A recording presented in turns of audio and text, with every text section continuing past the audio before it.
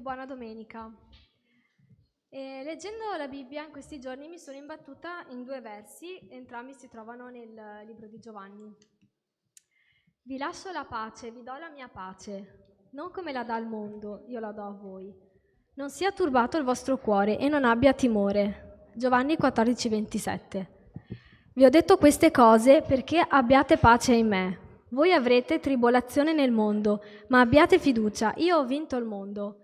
Giovanni 16,33. Amen. Una delle cose più affascinanti riguardo a Gesù e quello che tante persone non comprendono è che lui non ha mai offerto la felicità, neanche una volta. Ha offerto in ogni episodio in cui Gesù ha aiutato qualcuno, lo ha aiutato in un modo diverso. E in ogni singolo insegnamento che lui ci ha lasciato non ci ha offerto la felicità. Quello che invece ci ha offerto è qualcosa che il mondo non potrà mai dare, cioè la pace. Amen. Tutti crediamo sempre di dover inseguire la felicità, fin da piccoli ci dicono segui i tuoi sogni, devi essere felice, però in realtà la felicità non è il motivo per cui noi siamo stati creati. E se noi seguiamo la nostra felicità, il nostro cuore, non sempre ci porterà alla vera soddisfazione, anzi a volte inseguendo i nostri sogni lasciamo dietro di noi una scia di distruzione, mentre invece il mondo non gira, cioè il mondo sembra che giri intorno alla felicità, ma in realtà quello di cui noi abbiamo bisogno è la pace. Ecco dove Gesù veramente supplisce a l'unica cosa che il mondo non ci può dare. E in un mondo in cui ci sono conflitti, divisioni, guerre, in qualsiasi ambito, in qualsiasi luogo, ecco di cosa abbiamo bisogno, è la pace.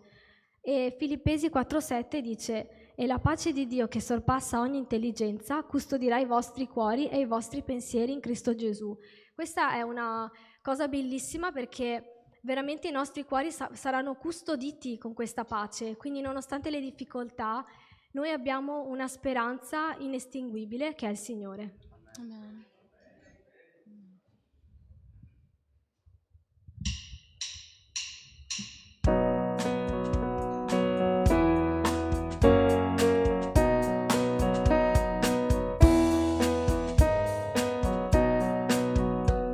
È buono celebrare il nostro Re, salmeggiare all'Altissimo, proclamare la mattina la sua benignità e la sera la sua fedeltà.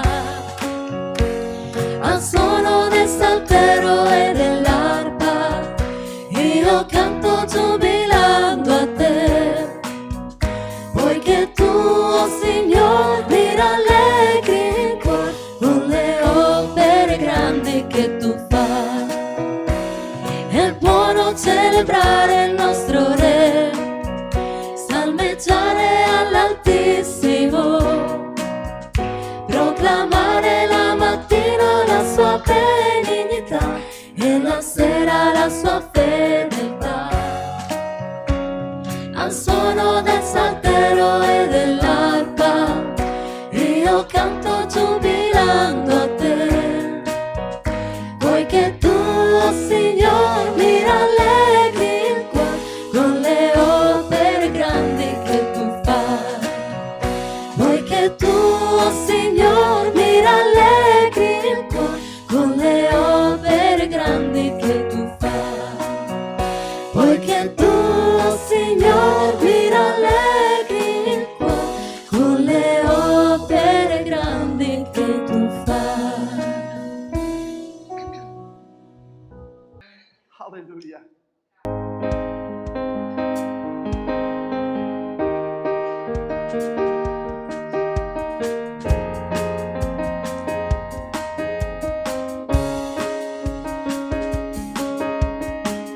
Padre nostro in cielo, il tuo nome è santo, il tuo regno venga su di me. La tua volontà si compia come in cielo sulla terra, il tuo pane dona oggi a me. Padre nostro nostro in cielo, il tuo nome è santo, il tuo regno venga su di me. La tua volontà si compia come in cielo sulla terra, il tuo pane dona oggi a me. Perdona ogni mio peccato, perché io possa perdonare. Proteggi dalla tentazione e salvaci da ogni male. Questa è la mia preghiera, a te appartiene il regno, la gloria e la potenza. Questa è la mia preghiera, a te appartiene il regno, per sempre. Amen. Padre nostro in cielo, il tuo nome è santo, il tuo regno venga su di me. La tua volontà si compia come in cielo sulla terra, il tuo pane dona oggi a me. Perdona ogni mio peccato, perché io possa perdonare. Proteggi dalla tentazione e salvaci da ogni male. Questa è la mia preghiera, a te appartiene il regno, la gloria e la potenza. Questa è la mia preghiera, a te appartiene il regno, per sempre. Amen. Questa è la mia preghiera, a te appartiene il regno, la gloria e la potenza. Questa è la mia preghiera, a te appartiene il regno, per sempre. Amen.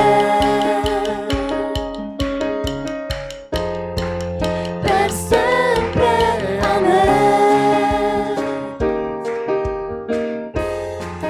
Per sempre. Amen. Oh, alleluia. Gloria a Dio.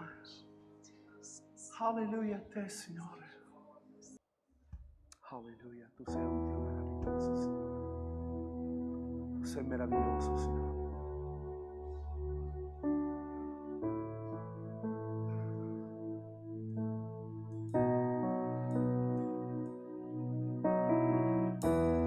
Meraviglioso sei, chi è come te, Gesù. Solo tu puoi ristorare e rinnovare il mio cuore. Meraviglioso sei, per l'eternità il canto mio sarà. Hai conquistato ogni parte di me. Meraviglioso sei. Meraviglioso sei. Padre di grazia,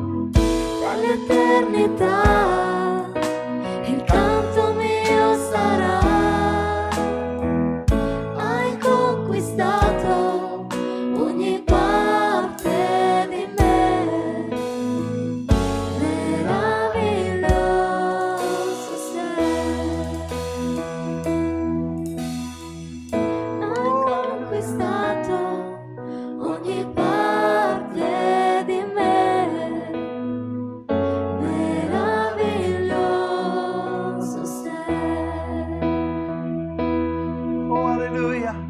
Meraviglioso sei. Sei meraviglioso, Signore.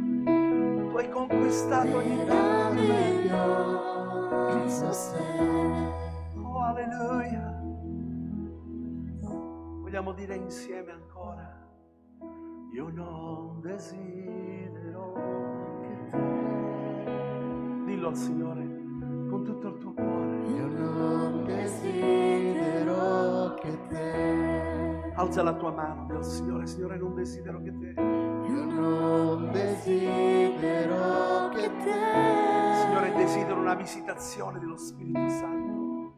Io non desidero che te. Io non desidero che te. Io non desidero che te. Meraviglioso.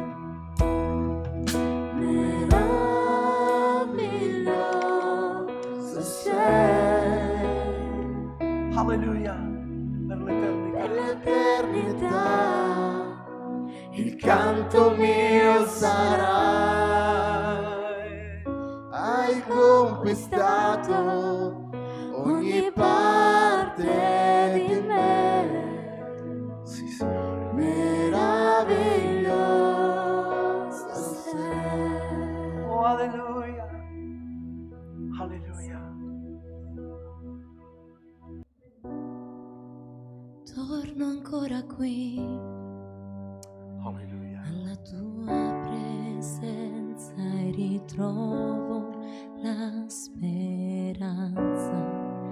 Non c'è più rumore, Alleluia. la tua pace mette a tacere ogni bugia. E se dubiterò, io ricorderò la tua grande fedeltà.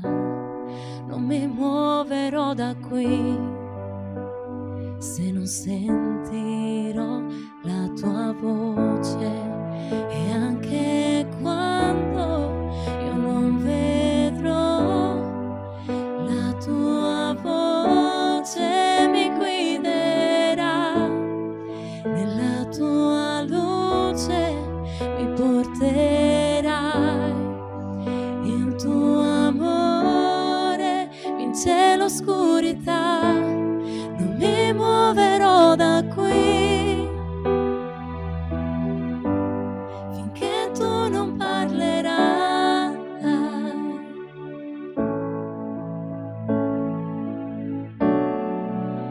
Io ti aspetterò nel silenzio, qui afferrerò la tua verità. Non mi muoverò da qui se non sentirò la tua voce. E anche quando io non vedrò la tua voce mi guiderà. Nella tua luce mi porterai, il tuo amore vince l'oscurità. Non mi muoverò da qui finché tu non parlerai. Non mi muoverò da qui finché tu non parlerai.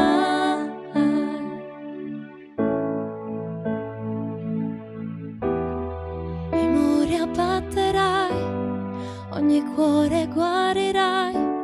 Non mi muoverò da qui.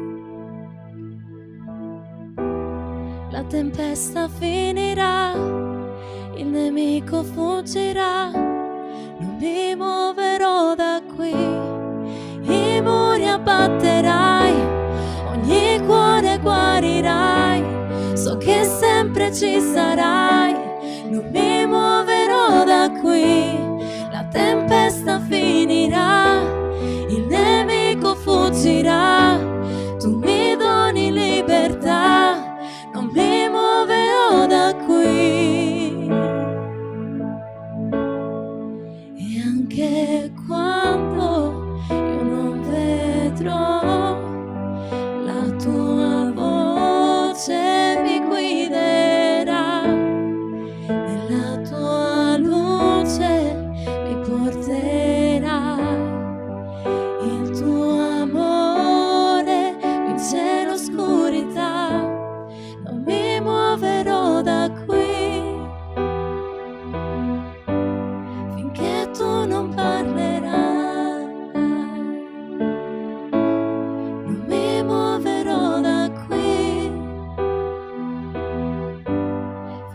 tu non parlerai.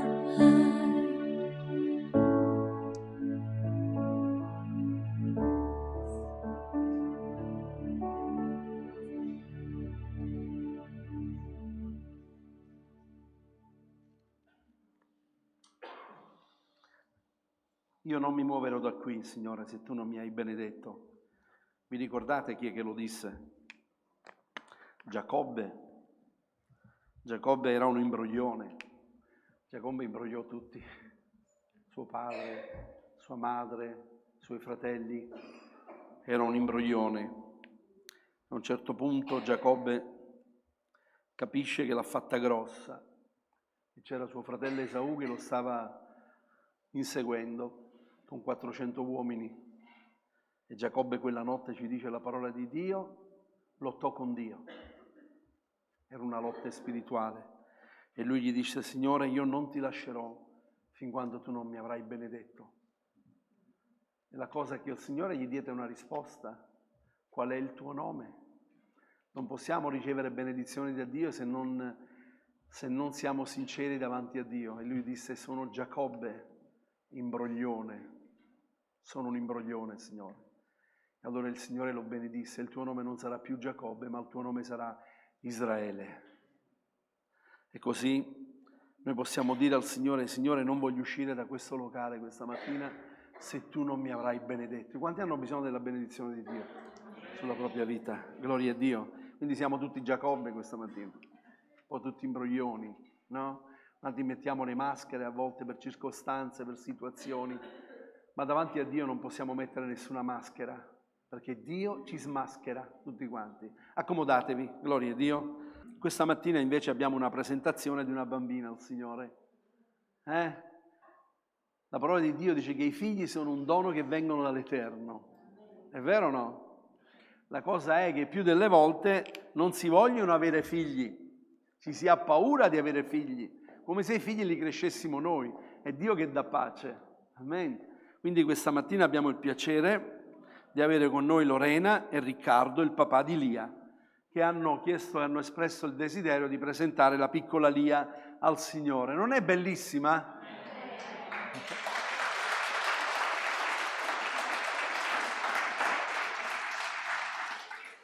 È bellissima, vero? Io poi mi ero chiesto: ma com'è che è nata rossa questa bambina?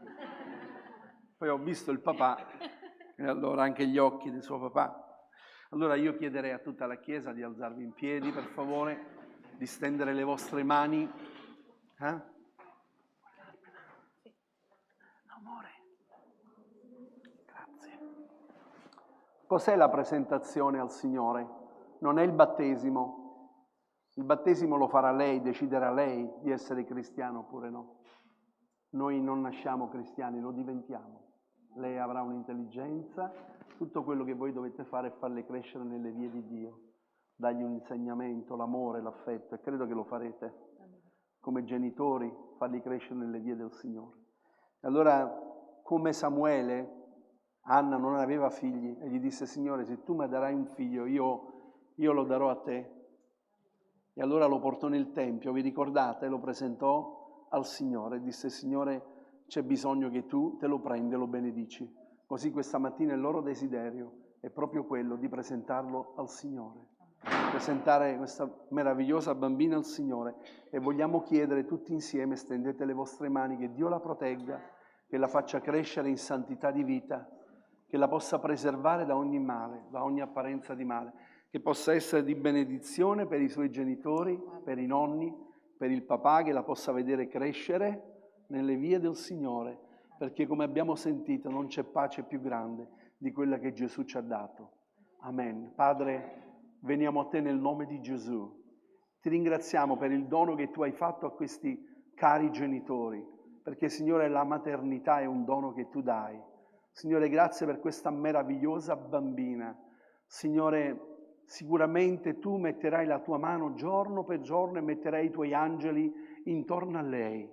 Quello che noi ti chiediamo, Signore, preservala da ogni male e da ogni apparenza di male.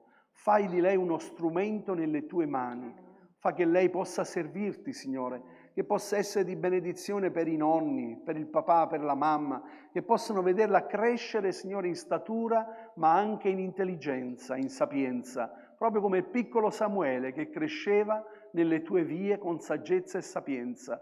Signore, grazie, perché tutto procede dalla tua mano. Io ti prego affinché i loro genitori, Signore, possano istruirli, possano riempirli del tuo amore e anche fra di loro, Signore, ci possa essere un amore particolare, che la bambina possa vedere che i loro genitori si amano, perché oggi quello che noi stiamo vedendo, molti genitori si divorziano, si separano. Signore, invece i bambini hanno bisogno di vedere dei genitori stabili, che si amano e camminano nelle tue vie. Benedici questa famiglia, te lo chiediamo nel nome di Gesù. Amen. La piccola Lia, eccola qui.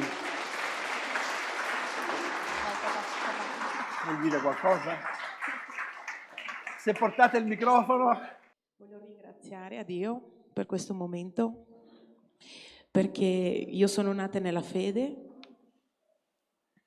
e Lui è entrato nella mia vita. Quando avevo 16 anni ho deciso di accettarlo e lì ho fatto la scelta migliore della mia vita. Grazie, Signore. Amen.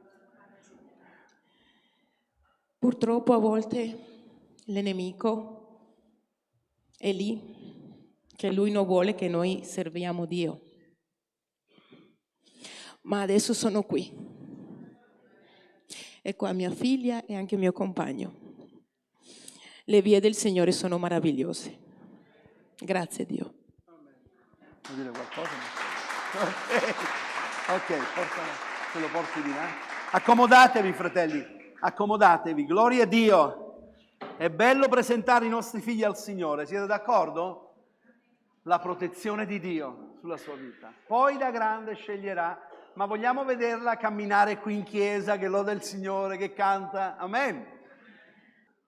Dio è fedele, fratelli. È qualcosa di incredibile.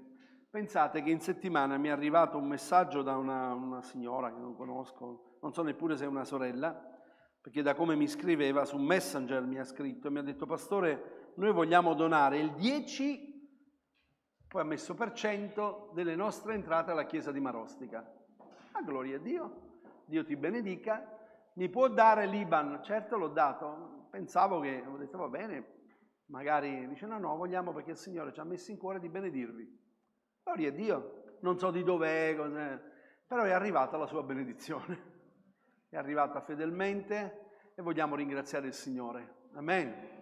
Dio benedice l'opera delle sue mani quando noi serviamo il Signore e soprattutto quando siamo di benedizione per gli altri. Noi sosteniamo Porte Aperte, la Chiesa Perseguitata, sosteniamo Kosovo. Fra le altre cose avete saputo che tutto quello che abbiamo raccolto per il Kosovo venerdì dovrebbe partire, giovedì, venerdì, e quindi portatelo qua entro mercoledì, giovedì, mi raccomando, pulito, piegato, e mandiamo nel Kosovo. Loro hanno 400 bambini che sostengono questo, hanno aperto un posto che mettono tutta questa roba che noi gli diamo. A chi serve per le famiglie lo prendono e invece per quello che poi riescono a vendere sostengono questi bambini. Ok? Quindi è una benedizione, gloria a Dio. Poi anche le missioni Elim, adesso abbiamo aggiunto anche la missione, avete visto che c'è nel Burkina Faso lì, che sono partiti e quindi si aprirà una scuola, e abbiamo già fatto la nostra offerta per poter aprire questa scuola. Il presidente delle nostre chiese Elim è lì e sta contattando altri pastori delle chiese Elim nel Burkina Faso e stanno facendo un'opera meravigliosa. Ecco, poi abbiamo Sephora Motta che abbiamo benedetto grandemente, grazie a Dio. Siamo riusciti a scavare il 5° pozzo, ha fatto la scuola che non c'era scuola, non c'era niente. Più di 500 bambini hanno iniziato anche a bere acqua pulita. Gloria a Dio. Avete visto, perché noi vi facciamo vedere i filmati, tutte le cose. Ecco perché noi comunque anche nell'assemblea di chiesa che avremo vedrete dove vanno a finire i vostri soldi, le entrate, le uscite, perché dobbiamo tenere tutto sotto controllo. Va bene? Gloria a Dio. Ecco, adesso questa mattina voglio parlarvi. Non so se avete visto il titolo del messaggio di questa mattina. Cos'è? Decisioni prese con il cuore. Ora, la verità è che più delle volte noi prendiamo delle decisioni non dal cuore, ma dalla mente. Sono razionali. Quando noi prendiamo le decisioni con il cuore, il più delle volte ci vuole una fede. Siete d'accordo? Perché razionalmente magari questa cosa non può mai accadere. Se io faccio questa cosa, umanamente è impossibile. Ma quanti hanno fatto delle scelte che vanno contro il raziocinio e hanno visto la mano di Dio potentemente operare nella propria vita? Alzate le vostre mani, dite amen per favore. Ok, se non è vero non ditelo, E qui noi non parliamo, la parola di Dio dice, noi parliamo in sincerità, mossi nella presenza di Dio. Noi non siamo come quei molti che adultano la parola di Dio, ma noi parliamo in sincerità nella presenza di Dio. Quindi se Dio ti ha risposto oltre a quello che tu non avresti mai potuto avere o non sarebbe mai potuto accadere, Dio lo ha fatto e allora abbiamo fatto una scelta di credere in Dio. Una scelta presa non con il raziocinio, ma presa con il cuore. E questa mattina io voglio prendervi 2 versi della parola di Dio, cioè voglio iniziare con 2 versi della parola di Dio, ma poi continuerò con altri versi della parola di Dio. Questa mattina io voglio parlarvi proprio, con l'aiuto del Signore, voglio parlarvi delle scelte fatte con il cuore e voglio parlarvi l'importanza del cuore. Innanzitutto, prima di leggere i versetti, sapete che il cuore nella Bibbia è citato 867 volte, più di qualsiasi altro, come posso dire, sostantivo. Il cuore 867 volte. E sapete cosa Dio dice all'uomo? Figlio mio, dammi non il tuo portafoglio, non la tua mente, dammi il tuo cuore. Dio vuole il cuore. Quando tu ti innamori, che cosa vuoi da tua moglie o da tuo marito? La macchina, la casa, la proprietà, ci sono quelle che lo fanno per questo. Ma quello che tu desideri da tua moglie è il suo cuore. Desidera che lei ti ama. A volte non è facile amare qualcuno, ma è bello vedere che quando 2 persone, con le proprie difficoltà, con i propri difetti, si amano e soprattutto quando si parla bene l'uno dell'altro. Perché chi parla male di sua moglie sta parlando male di se stessi, perché i 2 saranno una sola carne. Se io parlo male di mia moglie, più delle volte mi sono trovato, perdonatemi, non voglio dire più delle volte, ma alcune volte mi sono trovato, pastore, mia moglie è così, ma mia moglie è quest'altro, e non si sta rendendo conto che sta parlando male di sé.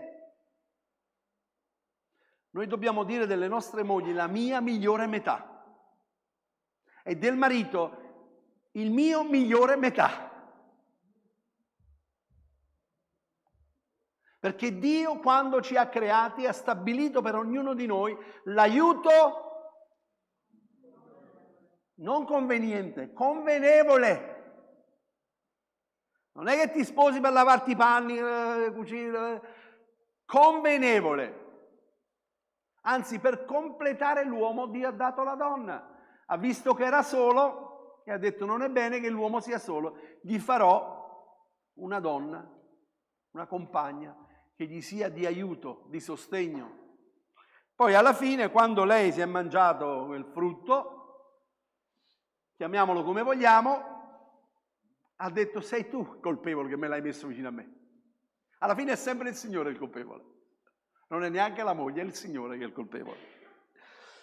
Va bene, rivolgiamoci alla parola di Dio in Daniele, capitolo 1, leggiamo il versetto 8 e 9. Ho preso questo verso perché c'è delle parole in un modo particolare che ovviamente mi introducono al messaggio della parola di Dio, introducono al messaggio della parola che Dio vuole dare ad ognuno di noi questa mattina. Voglio ringraziare il Signore per giovedì allo studio biblico, eravamo tanti, abbiamo festeggiato anche il compleanno di Palmiro, Palmiro questa mattina è via con sua moglie e quindi avete visto questa mattina anche ho dovuto in qualche modo mettermi sulla batteria, che non mi vedete mai perché comunque sono anni che non suono, tanto tempo che non... Quindi suonare la batteria è come giocare a tennis, se tu non vai a giocare poi quando la prendi sei... E posso portare fuori anche gli altri, ma mi sono messo lì perché ho avuto la gioia anche di suonare, spero che sia andato tutto bene, ma alla gloria di Dio. Va bene, allora leggiamo, ma Daniele decise in cuor suo di non contaminarsi con i cibi squisiti del re e con il vino che egli stesso beveva e chiese al capo degli eunuchi di concedergli di non contaminarsi. Dio fece trovare a Daniele grazia e misericordia presso il capo degli eunuchi. Avremmo dovuto leggere tutta la storia dal versetto 1 al versetto 21, ma per questione di tempo, ma anche perché io voglio introdurvi sul discorso del cuore. Daniele decise in cuor suo. Sappiamo che erano stati presi dal re Nabucodonosor, furono portati in Babilonia e quindi ci fu questa presa del popolo di Israele, del popolo di Dio, e quindi che cosa fecero? Presero i giovani, scelsero dei giovani, quelli più intelligenti, capaci, i migliori giovani che avevano, e li portarono alla mensa del re. E quindi dovevano crescere e dovevano servire il re. Ora che cosa abbiamo letto qui, o meglio cosa leggiamo? Che il re poi disse... Se voi leggete Daniele capitolo 1, dovevano mangiare quello che il re proponeva, dovevano mangiare dei cibi che il re proponeva. Ora, Daniele si rifiutò di mangiare questi cibi, lui e i suoi 3 amici. Perché Daniele, Anania, Misael e Azaria erano 4 di loro che si rifiutarono di mangiare le carni del re, le bevande del re. Ma perché si rifiutò di mangiare questo? Perché? Perché c'era all'epoca, in quel tempo, in quel periodo, che quando si portava il pranzo al re, prima i cibi, il pranzo, si prendeva e si offriva alla deità dei babilonesi, si offriva all'iddio dei babilonesi. Quindi si offriva prima il pranzo a lui, che veniva questa benedizione di questo dio babilonese, e poi si portava al re, si portava a quelli che il re poi desiderava, tutto quello che il re mangiava, dovevano mangiare questi giovani. Quindi lui si rifiutò di mangiare questo. Era l'arte della manducazione, viene chiamata. Avete mai sentito la manducazione? Era offrire un sacrificio. Questo cibo era offerto in sacrificio. L'Apostolo Paolo, poi e l'Apostolo Pietro parla proprio della carne sacrificata agli idoli. Vi ricordate? Quindi era questa... E loro, essendo popolo di Dio e giudei, non potevano mangiare dei cibi che poi erano stati presentati prima a una deità. Tommaso d'Aquino si chiedeva che perfino gli angeli si assumevano spiritualmente questo sacramento, cioè questo cibo che poi veniva offerto a Dio e poi loro mangiavano. Quindi lui aveva anche questa idea. Se voi andate a fare una scoperta, vedete che Tommaso d'Aquino, anche lui pensava che c'era questo sacramento. A Napoli, dove io sono nato, cresciuto e sono venuto a 24 anni qui, adesso ne ho quasi 65 fra poco, quindi sono 41 anni che sono qui. A Napoli c'è un dolce che si chiama il sanguinaccio e si mette il sangue del maiale dentro a questo dolce e viene servito, viene mangiato. Io non l'ho mai mangiato perché non l'ho voluto mangiare, ma c'è questa... Ora la parola di Dio vietava di mangiare il sangue animale, vietava.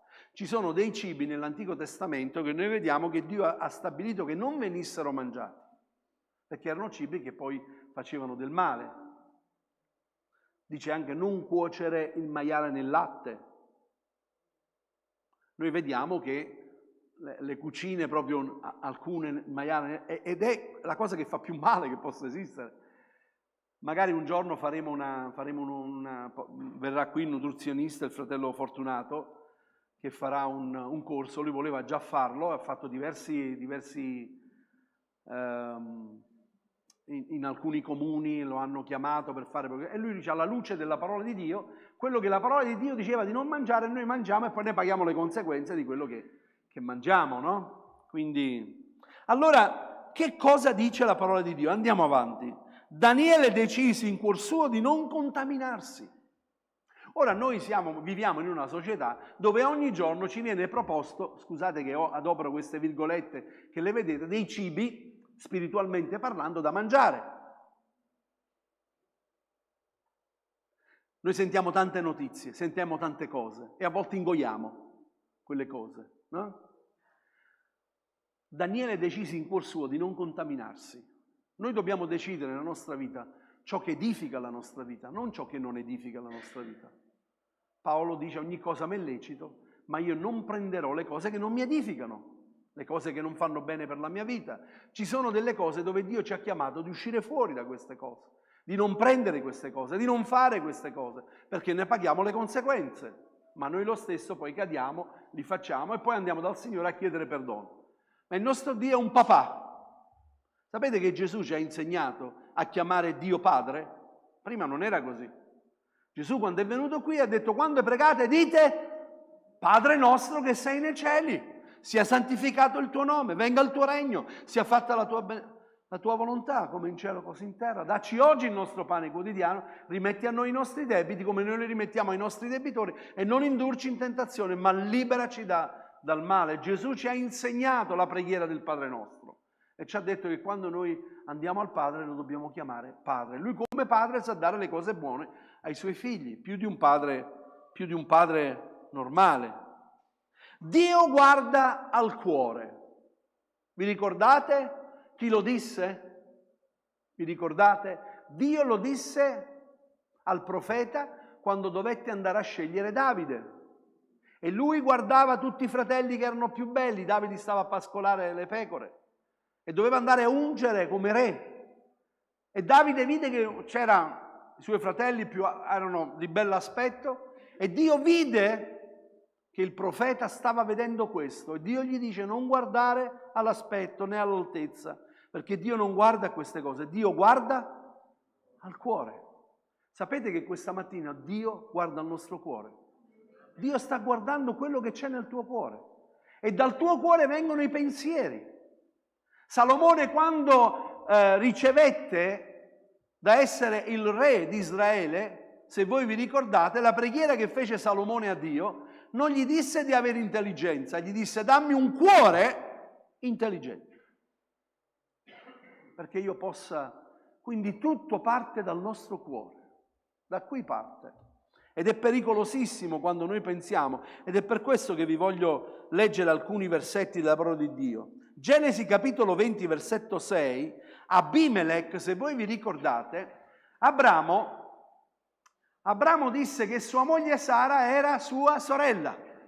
Me lo ricordate?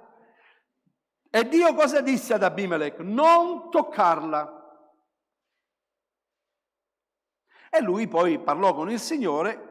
Dio gli disse nel sogno: anch'io so che tu hai fatto questo nella tua integrità del tuo cuore. Ti ho quindi preservato dal peccare contro di me, perciò non ti ho permesso di toccarla. Dio guardava il cuore di Abimelech e ha visto che il cuore di Abimelech era sincero, perché lui era stato ingannato, perché Abramo aveva detto era mia sorella, e lui si era innamorato di Sara e la voleva a letto, ma Dio gli disse non toccarla. E quindi Dio parlò dove? Al suo cuore, e ha detto in modo particolare: anch'io so che tu hai fatto questo nella tua integrità, perché lui disse: Signore, sono stato ingannato.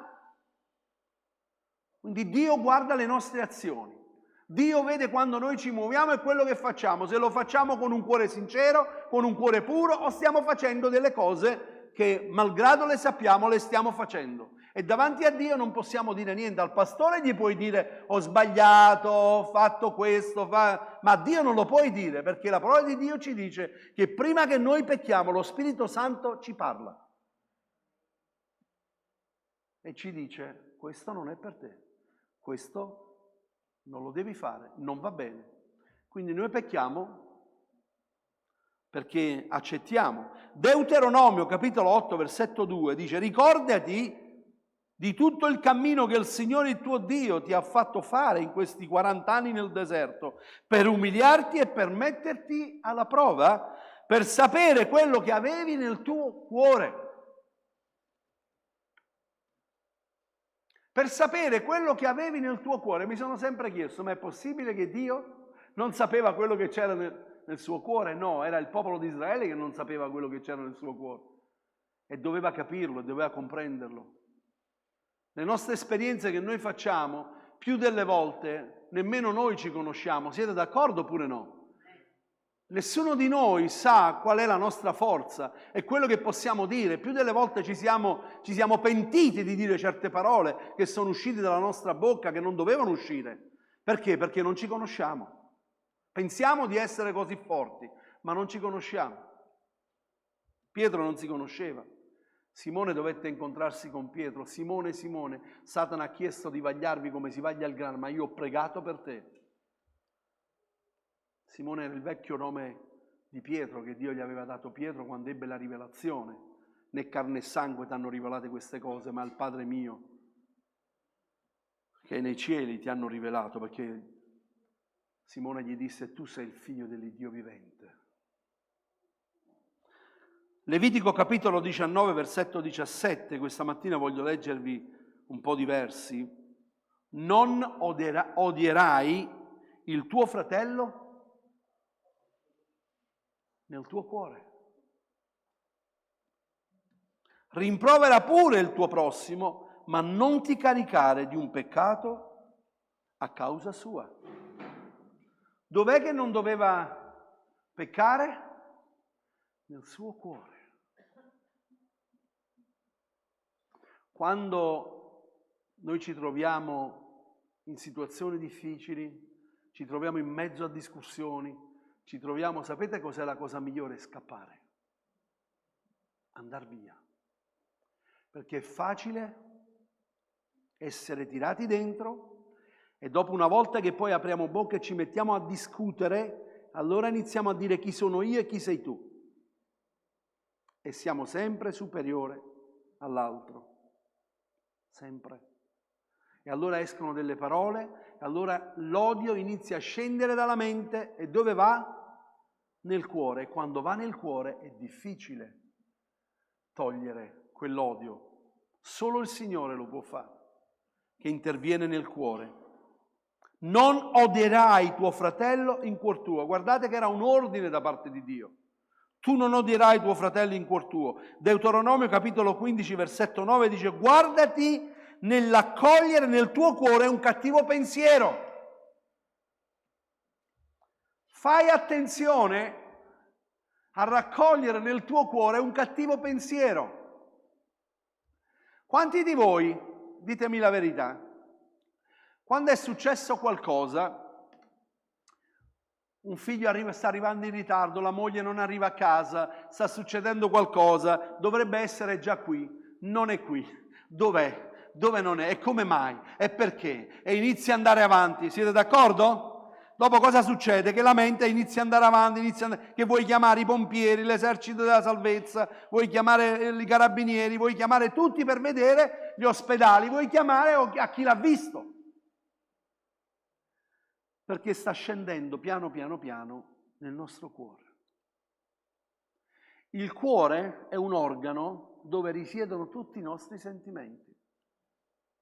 È la sede dei sentimenti. Allora Dio ci dice: attenzione, metti uno scudo. Metti uno scudo davanti al tuo cuore.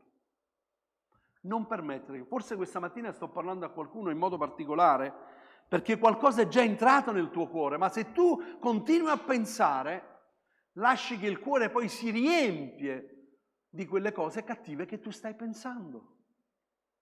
Vi è mai successo di avere una piccola discussione con qualcuno e tu hai iniziato a pensare che lui ce l'ha con te per questo, per quello, per questa, e perché non ha fatto, e perché non mi ha guardato, e perché ha visto, perché tutte queste cose che iniziano a entrare nel nostro cuore e il cuore diventa pesante e non ce la facciamo.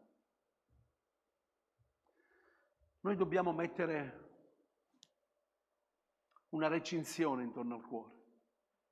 E dobbiamo chiedere al Signore di avere la mente di Cristo. Abbiate la mente di Cristo. Ezechiele, capitolo 28, versetto 2, figlio mio, di al principe di Tiro, così parla il Signore Dio, il tuo cuore si è insuperbito. E tu dici, io sono un Dio, io sto seduto su un trono di Dio nel cuore dei mari, mentre sei un uomo e non un Dio, e hai scambiato il tuo cuore con quello di Dio. L'avevate mai letto questo verso della parola di Dio? Avete mai conosciuto qualcuno che si è sentito un Dio? Avete mai conosciuto qualcuno che si è sentito un Dio? Qualcuno che pensa di governare la tua vita? Qualcuno che pensa di avere un'autorità nella tua vita? L'hai mai conosciuto? Io l'ho conosciuto, ne ho conosciuti diversi. Ma uno in modo particolare era il mio ex datore di lavoro. Tu fai quello che ti dico io, perché mi so il parone. Mi dispiace. Tu non sei il padrone della mia vita. Tu sei il mio datore di lavoro. È diverso. Il padrone della mia vita è Dio. Lo ripeto. Perché se tu non sei convinto, tu sei preda e vittima delle circostanze e delle persone che sono intorno a te. E questo può essere anche tua moglie, tuo marito. Tuo marito può essere il tuo Dio, lo sai? Tua moglie può essere il tuo Dio. I tuoi figli possono essere il tuo Dio, perché ti fai governare da loro, di quello che dicono loro e non da ciò che dice Dio. La mia vita è governata da Dio. E io dissi, mi dispiace che lei la pensa così, ma la mia vita appartiene al Signore. Lei non è il padrone della mia vita, lei è il titolare dell'azienda, ma non è il padrone della mia vita. Lo salutai, Dio la benedica e trovai un altro lavoro. E Dio mi aprì una porta, poi ho iniziato a lavorare in proprio, poi sono diventato io datore di lavoro. Daniele decise in cuor suo, questa mattina io voglio che tu vai a casa con questo pensiero. Io devo decidere con il mio cuore. Ogni pensiero, ogni situazione la devo decidere, perché io poi risponderò a Dio e non mi lascerò condizionare da chi mi dice fai così. Perché Dio ti ha dato un'intelligenza. Dio ti ha dato un'intelligenza da decidere e di discernere. E ricordati una cosa, questo lo dico sempre, quando tu non ci sarai più qui o io non ci sarò più qui, noi andremo singolarmente davanti a Dio. Con me non ci sarà mia moglie, con me non ci saranno i miei figli, con me non ci sarà quello che mi ha detto devi fare così e con te non ci sarà nemmeno il pastore della chiesa, tu sarai solo davanti a Dio e risponderai a Dio. Quindi a volte anche delle parole che escono dalla bocca di colui che deve avere un'autorità nella chiesa che Dio ha assegnato, fai attenzione a quello che dice il pastore della chiesa. Molti dipendono dalle bocche del mio pastore, il mio pastore, è un uomo, oggi c'è, domani non c'è più, è un uomo come tutti quanti gli altri. Ma io comparirò davanti a Dio e delle mie scelte sarò io che ne pagherò il prezzo davanti a Dio. Dio ti ha dato un'intelligenza, ti ha dato questa, la parola di Dio. Questa è una guida, una lampada che noi abbiamo bisogno di comprendere e seguire. Non quello che dice l'uomo. Gloria a Dio per i doni, per i consigli, per gli amici che ci danno dei consigli, per il pastore della Chiesa che Dio ci ha dato, che ci può consigliare, ma ricordati che la scelta è sempre tua, personale ed individuale. Anche il battesimo che noi facciamo per adulti, cosa dice la parola di Dio? Che se con il tuo cuore avrai creduto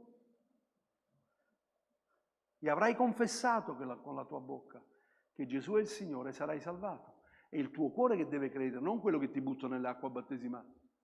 Sei tu che credi per scendere nell'acqua battesimale. Perché non battezziamo i bambini piccoli? Cosa possono comprendere? Cosa capiscono? Un po' di acqua in testa? Non capisce niente. No, sei tu che ti incontrerai con Cristo e allora potrai dire agli altri, io mi sono incontrato con Gesù e io voglio essere un cristiano. Perché ho creduto che Cristo è morto per i miei peccati. Allora scendo nelle acque battesimali. Allora mi battezzo. Gesù quanti anni aveva quando si è battezzato? Però l'hanno presentato al Tempio. come abbiamo fatto noi questa mattina, perché era quella la legge, di presentare a Dio il figlio che gli aveva dato. Signore, prenditi cura. E la parola di Dio dice che Gesù cresceva in statura, in altezza e in sapienza. È quello che abbiamo chiesto questa mattina. Signore, che Lui possa crescere nelle Tue vie. E allora il tuo cuore non diventa insuperbio.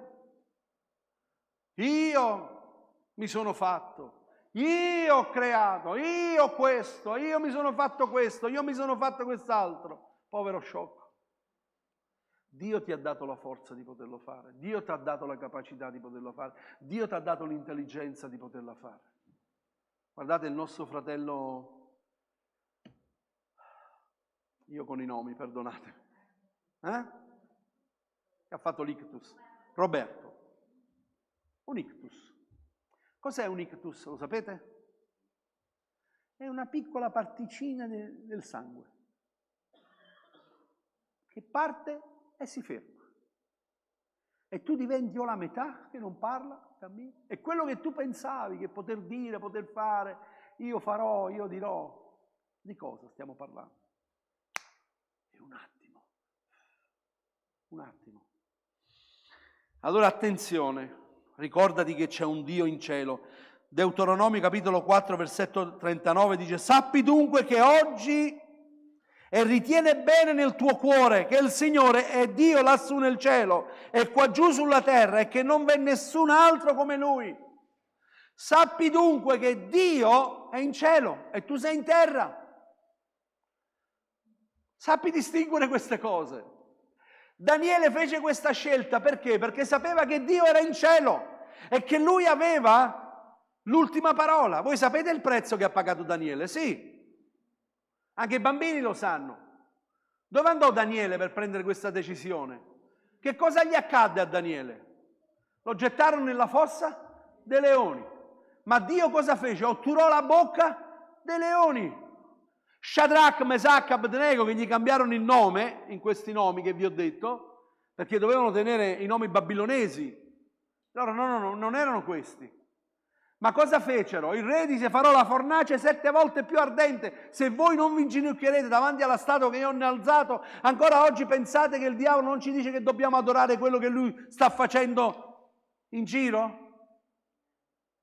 Non è ancora apparso quello che accadrà, ma inizieremo ad avere seri problemi. E allora cosa ha fatto? Gli ha fatto 7 volte più ardente. Allora che cosa hanno detto? Re, noi abbiamo un Dio in cielo che è potente da salvarci dalla tua mano anche adesso, ma se Lui non lo vuole, non importa, ma noi crediamo. E li gettarono nella fossa. E quando li gettarono nella fossa con il fuoco, bruciarono quelli che li gettarono dentro. E loro uscirono dalla fossa, non avevano neanche la puzza del fuoco. Quanti avete cucinato il pesce a casa? O carne? E con un maglione poi con quello magari sei uscito, non te l'hai ritolto e vai a casa di qualcuno e dice: mamma mia, hai cucinato carne, hai cucinato... Vero o no? Loro furono gettati nella fornace, ma niente, uscirono intatti. Ma la cosa meravigliosa è che quando Daniele fu buttato nella fossa dei leoni, vi ricordate, il re tutta la notte non poteva dormire e andò sulla fossa dei leoni e gridò: Daniele, ha potuto... Il tuo Dio che tu servi del continuo ha potuto liberarti dalla bocca dei leoni? E Daniele cosa disse? O re, il mio Dio che io servo ha chiuso la bocca dei leoni. Perché lui sapeva che c'è un Dio in cielo e noi dobbiamo sapere che la nostra vita è governata dalle mani di Dio e non dobbiamo scendere a compromessi. Questa mattina il Signore ci vuole dire ad ognuno di noi: decide in cuor tuo. Ma questo viene per fede. Non puoi essere condizionato. Devi decidere per fede. E la fede va oltre, siete d'accordo? È contro il raziocinio. Anche fare delle scelte. Dio ti darà il dono della fede in quel momento, a dire: io credo nel Signore e so che il Signore interverrà. E se anche non dovessi intervenire, io ho rispettato la sua parola. sono stato fedele. Nella Chiesa perseguitata i nostri fratelli anche vengono torturati, vengono picchiati. Quando siamo stati a Porte Aperte, quello che noi sosteniamo, i cristiani che vivono in quei paesi dove c'è la persecuzione, c'era un carceriere e avevamo tutti e due qui in Italia, sotto falso nome, nella Chiesa perseguitata, e c'era questo fratello che era nelle carceri, c'era il carceriere che lo prendeva a bastonate sotto ai piedi. I piedi erano arrossati, erano diventati come piedi di maiali. E loro dicevano: fammi vedere adesso il tuo Dio ti tiene in piedi, rinnega Gesù, oppure noi continueremo, e lo picchiavano sotto ai piedi. E questo carceriere diceva, perché poi si convertì, perché lui continuava ad alzarsi in piedi, si teneva in piedi, malgrado quelle botte si teneva in piedi e glorificava il Signore. E disse: Signore, perdonali, come disse Gesù, perché non sanno quello che stanno facendo. E usciva da lui, diceva questo carceriere, usciva da lui un profumo. Era come se come se tu schiacciassi un fiore. Usciva un profumo da questo uomo. Dice, più lo picchiava e più usciva un profumo. E lui certamente sentiva, ma non rinnegò Cristo. Rimase in piedi. Puoi uccidermi puoi uccidermi il mio corpo, ma la mia anima non puoi ferirla, perché appartiene al Signore. Appartiene al Signore. E così si convertì questo carceriere. Matteo capitolo 5, versetto 28. Guardate cosa dice la parola di Dio, perché dobbiamo ricordare questi passi. Sto per concludere, sapete. Ma io vi dico, chiunque guarda una donna per desiderarla ha già commesso adulterio dove? Nella sua mente? Nel suo cuore.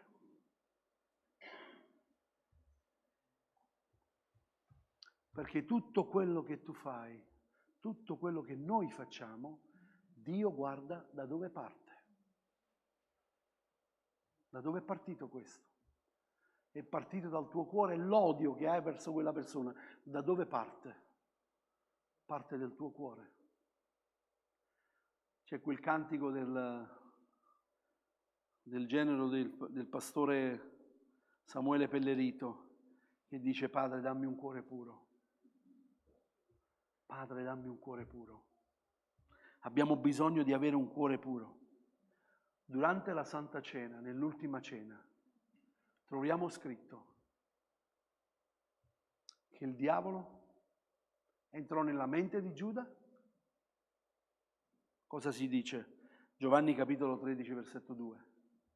Ci dice che Satana entrò nel cuore di Giuda. Entrò nel suo cuore. E Giuda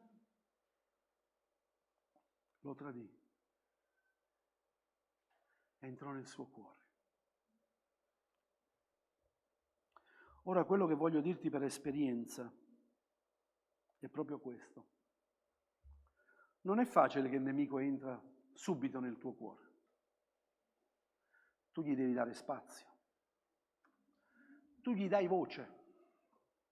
Tu lo lasci parlare. Tu lo ascolti.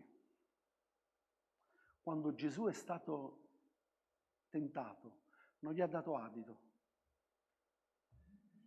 Chiudeva subito. Sta scritto.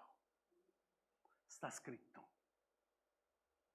Quello che noi dobbiamo fare in mezzo a situazioni, di circostanze familiari, comunitarie, facciamo attenzione. Perché voi non immaginate. Qualcuno dice che sono come come si dice, le pulci? Un tarlo che pian piano inizia a lavorare.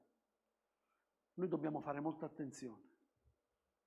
Figlio mio, custodisci il tuo cuore più di ogni altra cosa.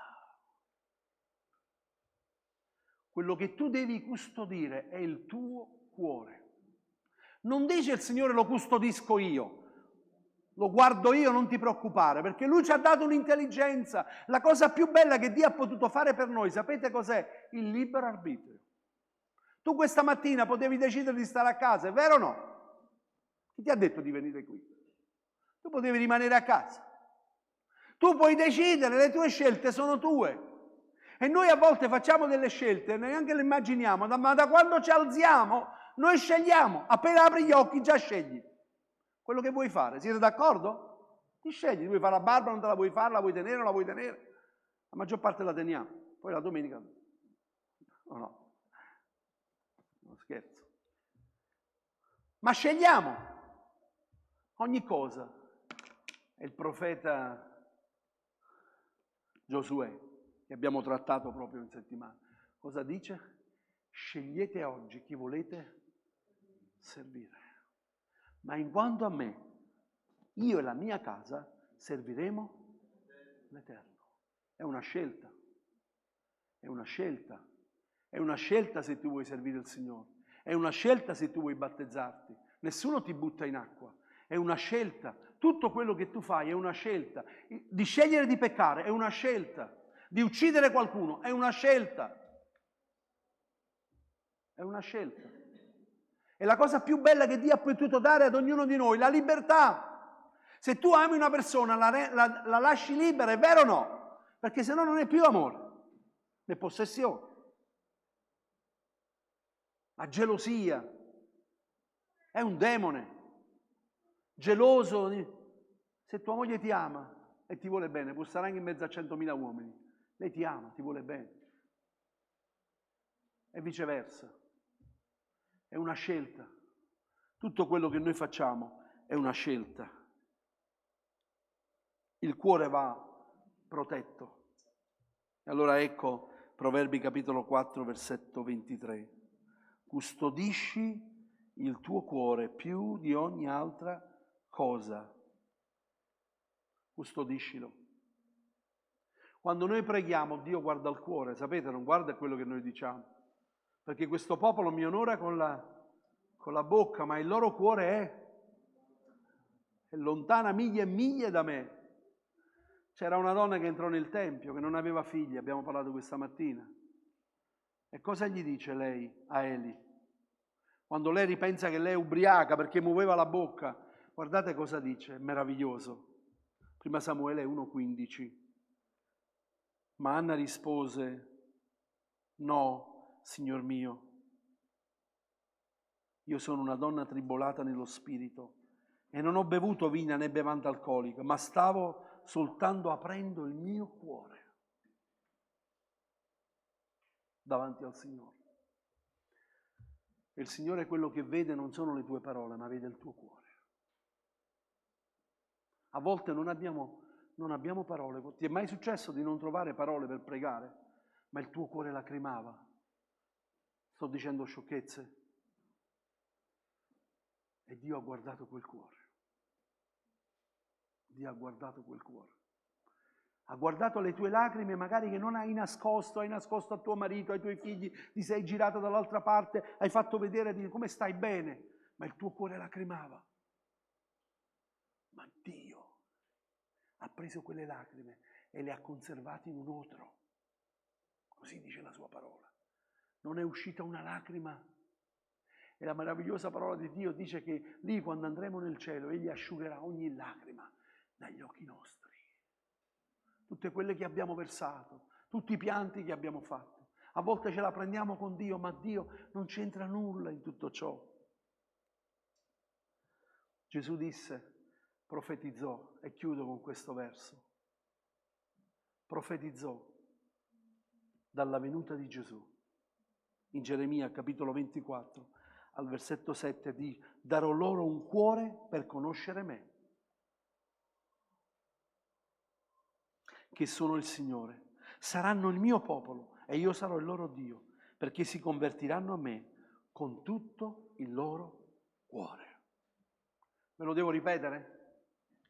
Darò loro un cuore per conoscere me, che sono il Signore. Saranno mio popolo e io sarò loro Dio, perché si convertiranno a me con tutto il loro cuore. Dio sai cosa vuole da te? Non vuole quello, l'impegno che tu hai, quello serve per la Chiesa, per l'opera di Dio, ma Lui vuole prima te, vuole il tuo cuore. Vuole il mio cuore. Quando Dio mi ha chiamato al ministero, ha voluto il mio cuore.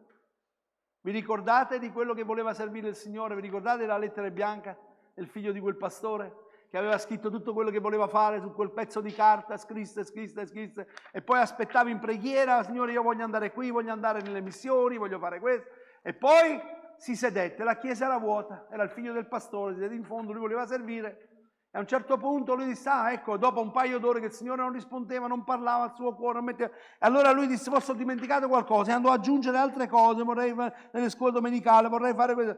E niente, passarono ore. Poi a un certo punto senti una voce: prendi un foglio bianco e firmalo. Bianco. Mi devi firmare quel foglio bianco, perché sarò io a dire quello che tu dovrai fare. E non devi dire tu a me quello che vuoi fare. Io voglio il tuo cuore. Non voglio il tuo fisico. Non voglio le tue forze. Non voglio le tue capacità. Non voglio i tuoi talenti. Tu potrai essere un bravo musicista, cantare, suonare, essere bravo, ma Dio vuole il tuo cuore, non vuole il tuo talento, perché è Dio che ti darà il talento per cantare e per lodare il Signore, per benedire il Signore. Non è la tua persona con i tuoi talenti che glorifichi il Signore, è la tua vita che parla dell'opera di Dio, è la tua vita che parla dell'opera di Dio. Ricordati che prima o dopo viene fuori. Aspetta, non ti preoccupare, ma prima o dopo viene fuori quello che sei. Non c'è niente da fare. Prima o dopo uscirà fuori, il Signore lo porterà a galla. E allora si capirà, però Dio desidera uno di noi. Egli sa quello che noi siamo in grado di fare. La legge di Dio è nel suo cuore e i suoi passi non vacilleranno mai. La legge di Dio nel Salmo 37, versetto 31 dice che il credente ha la legge di Dio nel suo cuore e i suoi passi non vacilleranno mai. Amen? Gloria a Dio. Siamo felici? Alleluia. Vai a casa con questo pensiero, te lo studierai. Non so se ti è servito in modo particolare questa mattina, ma dovrai fare delle scelte. Ricordati che Dio guarda al cuore, perché l'hai fatte. Abbiamo un Dio grande, amen, e Lui ci difenderà. Alziamoci in piedi, per favore. Gloria al tuo nome. Chiniamo solo per un attimo il nostro capo. Padre, ti ringraziamo per questo servizio di culto. Ti ringraziamo per il tuo Santo Spirito. Ti ringraziamo per tutto quello che questa mattina tu ci hai dato e ci hai messo in grado di poter fare. Signore, questa mattina noi vogliamo dire che il nostro cuore appartiene a te. Abbiamo dato la nostra vita a te, Signore, non per un giorno, non per un anno, ma per l'eternità. Sbagliamo, Signore, cadiamo, veniamo meno, ma ancora questa mattina tu ci hai ricordato ancora che il nostro cuore deve essere protetto. E noi, Signore, vogliamo avere l'aiuto del tuo Santo Spirito affinché abbiamo una mente rinnovata, ma un cuore purificato dal sangue di Gesù. Grazie Padre per questo culto, ti ringraziamo nel nome di Gesù. Ed ora la grazia del Signor nostro Gesù Cristo, la carità e la comunione dello Spirito Santo, l'amore grande di Dio ci accompagni ad ognuno di noi con il suo Spirito. Amen. Amen. Dio vi benedica e ci benedica. Buona domenica.